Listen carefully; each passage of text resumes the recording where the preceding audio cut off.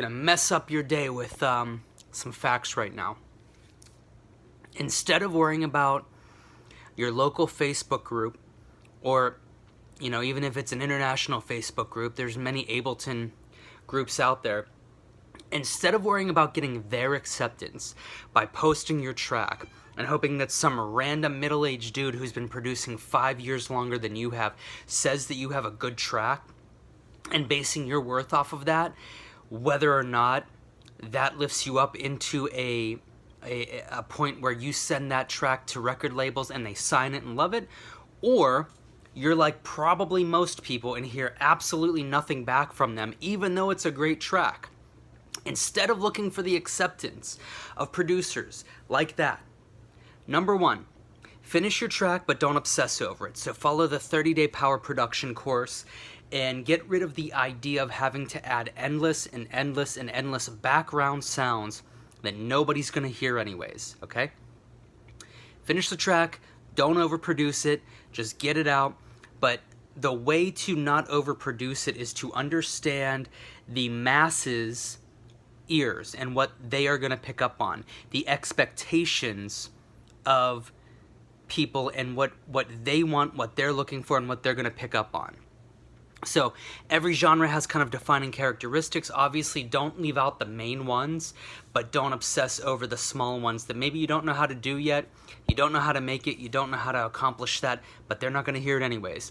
The 5 or 6 background percussive loops that are buried in the mix, it's fine if you want to add them, but if you're obsessing over that and losing valuable hours doing that instead of what I'm about to tell you to do, it's a huge mistake. So, don't worry about the acceptance of producers. Don't worry about the acceptance of groups on Facebook. Don't ask people for their opinion to judge your music. Here's what you do instead. Think about the people that you would target with this music. What would they like? What do they like? What are their expectations? Obviously, if it's deep house, maybe it's kind of that classic organ style bass line. Or maybe it's kind of a, they call it kind of like a donk style bass. If it's dubstep, it's gonna be maybe LFO, super distorted, growly, mid-rangey bass lines. You get the point of this. If it's tech house, it's the grooves, so the swing on the drums, and probably like pretty much a sine wave style bass line. So these are the defining characteristics. You get the point. Don't look for acceptance. Instead, run ads towards people that are going to like your music.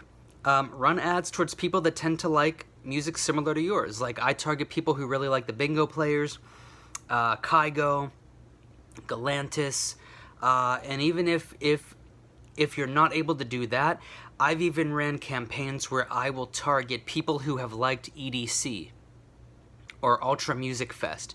And then I go in after running that for however long it takes to get 1,000 or 2,000 or even more, which is better, people who have watched 75% of the video that I showed them, so a music video of mine as the ad. Then I create a lookalike audience from those people because they obviously liked me enough to watch about 75% of my video, and I target them. I create a lookalike audience with them, and now I pretty much have people who statistically probably like my stuff. They didn't watch the video for 5 seconds and scroll on. I don't want to target those people. I want to target the people that cared enough that I caught their eye and they watched not only half of the video, but 75, maybe 80, maybe even 90% of the video. And these are all metrics that you can target on Facebook and therefore Instagram. So instead of worrying about the acceptance of producers, understand the sociology, which it's like nobody's talking about this stuff. It's weird to me. Understand the sociology of fans, what they expect to hear, and what they might like, what they definitely like, and then what they might like but they didn't know it yet. Like for me, Steel Drums was kind of that. Humor with content is definitely that. So, and that leads me into kind of the second thing of this. Instead of worrying about the acceptance of producers and getting their okay, they're probably never going to like your Facebook page. They're probably never going to listen to your music or stream it. They're probably never going to buy the ticket or buy the t-shirt. Target the people that actually will buy the ticket and will buy the t-shirt and do stream you and add you to their playlists and every other thing that's going to come out for music in the upcoming years. So once you do that, I mentioned humor for me. Don't forget, and this is part 3 of this, don't forget that you're an entertainer, okay? So do things that are entertaining for people. Don't just hole up in your bedroom and become a recluse that like geeks out on production.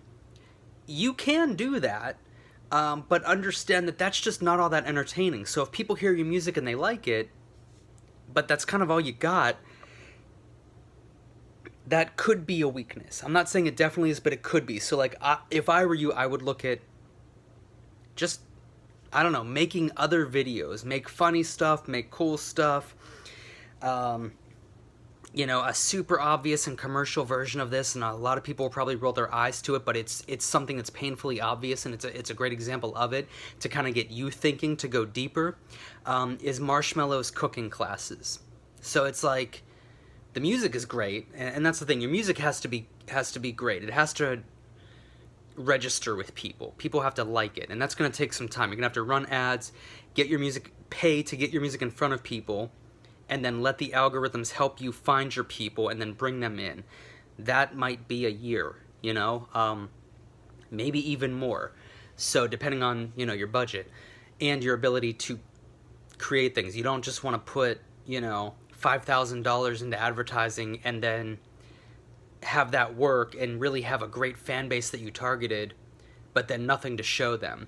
You're better off doing $5 a day for 5 years and slowly building, but while you're building, you're making music, you're making content, you're making videos, you have merchandise, and you're building it up organically, rather than, I spent $5,000 in a month and I found everybody, but now I'm broke and I have nothing to show them other than one track that I produced. I have no videos, no merch, no content, no nothing. So to recap, as I brush Butterscotch's hair off of me, don't worry about impressing other producers or getting their acceptance.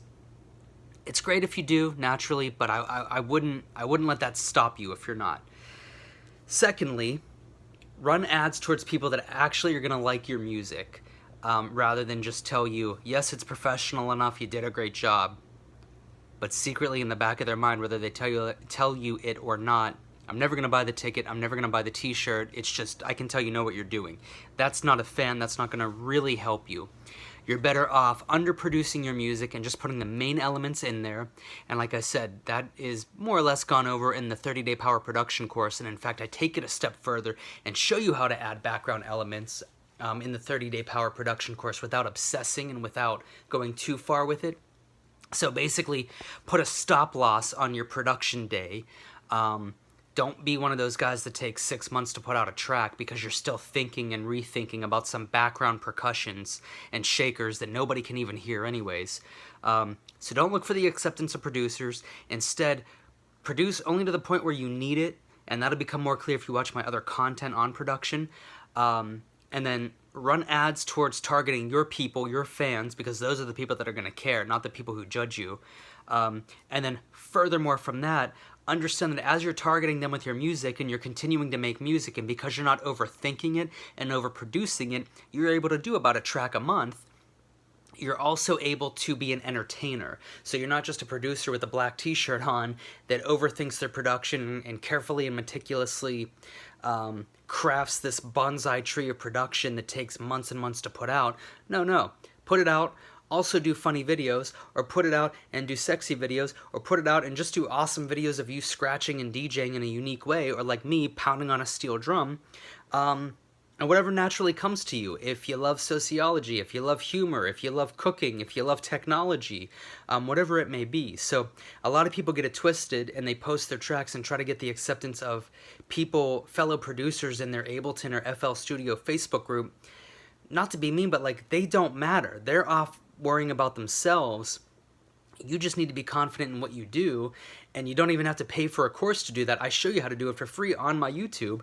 And instead, work on getting a second job or finding an income source to pump into ads to pay to have your stuff, like a music video or your music, put in front, like your music to a picture, put in front of a demographic.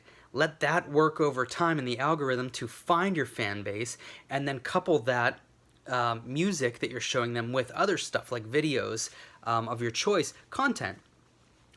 Be an entertainer to them. So I hope that was helpful, guys. That's 10 minutes of hardcore truth right there. Hope you appreciate it. Talk to you later.